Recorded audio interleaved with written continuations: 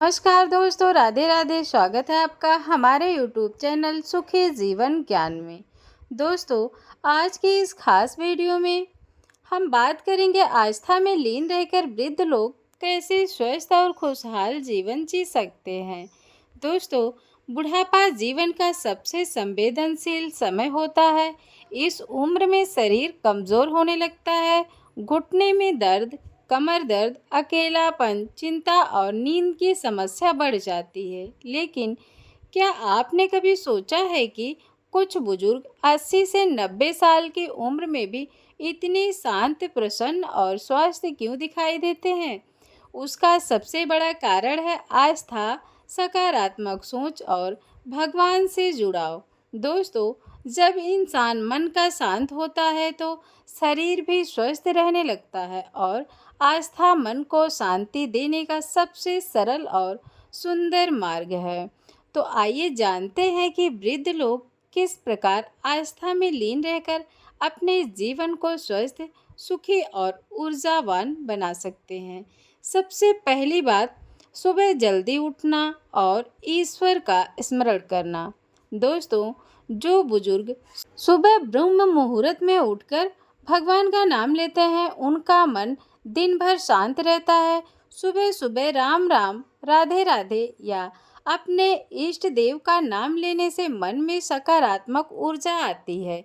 वैज्ञानिक शोध भी बताते हैं कि सुबह ध्यान और प्रार्थना करने से तनाव कम होता है और ब्लड प्रेशर नियंत्रित रहता है। सुबह उठकर 5 से 10 मिनट गहरी सांस लें, भगवान का ध्यान करें और सूर्य को जल अर्पित करें। इससे शरीर में नई ऊर्जा का संचार होता है। दूसरी महत्वपूर्ण बात, भजन और कीर्तन सुनना। दोस्तों, भजन केवल गीत नहीं होते, वो मन की दवा होते हैं। जब वृद्ध लोग भजन सुनते हैं तो उनका अकेलापन कम होने लगता है, मन में खुशी आती है और नकारात्मक विचार दूर होने लगते हैं। कई बुजुर्ग कहते हैं कि जब वे हनुमान चालीसा या सुंदर कांड सुनते हैं तो उन्हें अंदर से शक्ति महसूस होती है। भजन सुनते समय मन शांत हो जाता है, जिससे तनाव हार्मोन्स कम हो जाते हैं और तनाव कम होगा तो शरीर भी स्वस्थ रहेगा।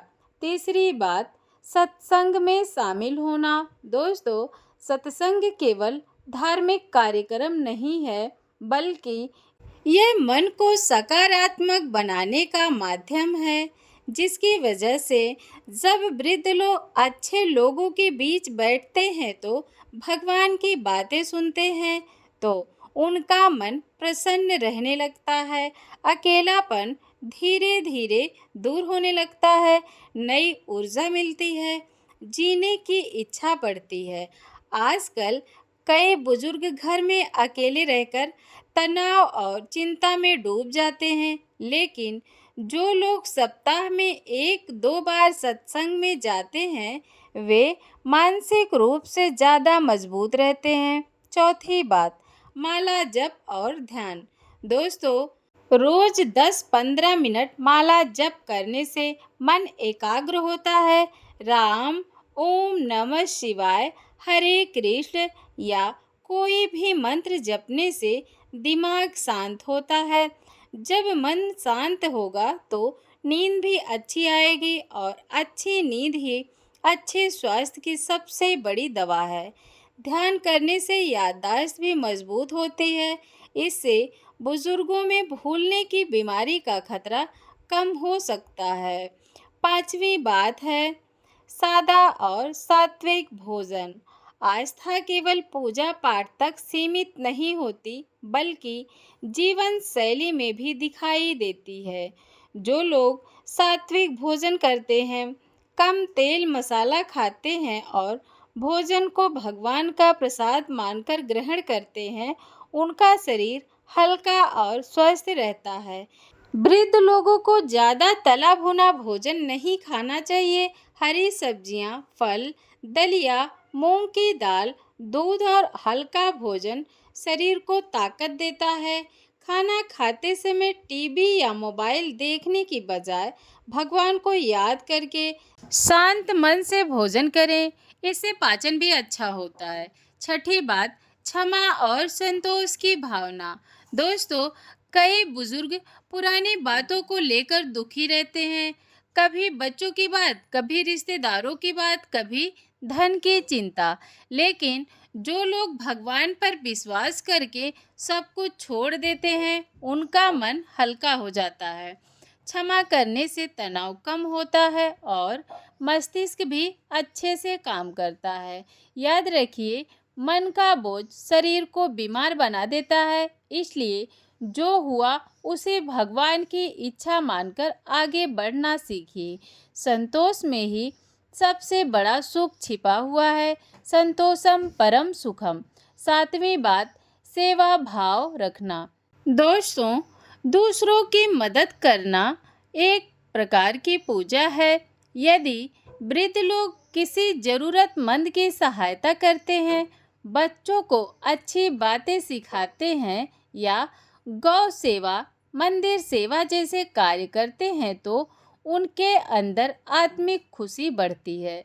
जब मन खुश रहता है तो शरीर भी स्वस्थ रहता है। आठवीं बात, हल्का योग और टहलना।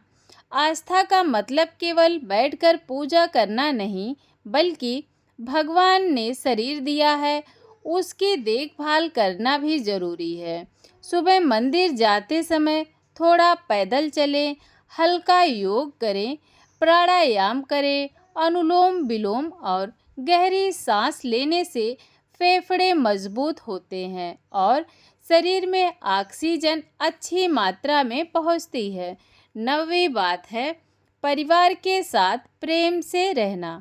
जो बुजुर्ग हर समय शिकायत करते हैं, वे अंदर से दुखी रहते हैं। लेकिन जो लोग बच्चों और परिवार को आशीर्वाद देते हैं, प्रेम से बातें करते हैं, उनका सम्मान भी बढ़ता है और मन भी खुश रहता है।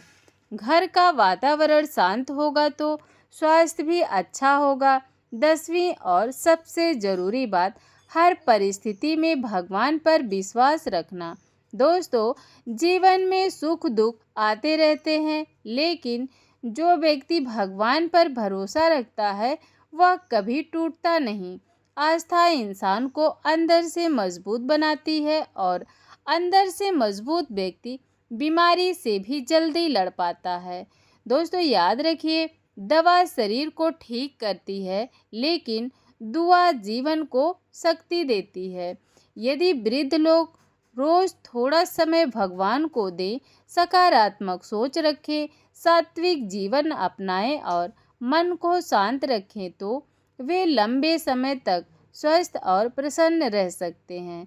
तो दोस्तों, आज से ही अपने माता पिता और घर के बुजुर्गों को प्रेम दीजिए, उनका सम्मान कीजिए और उन्हें आस्था के मार्ग पर चलने के लिए प्रेरित कीजिए, क्योंकि खुश मन और भगवान का नाम यही है स्वस्थ जीवन का सबसे बड़ा रहस्य।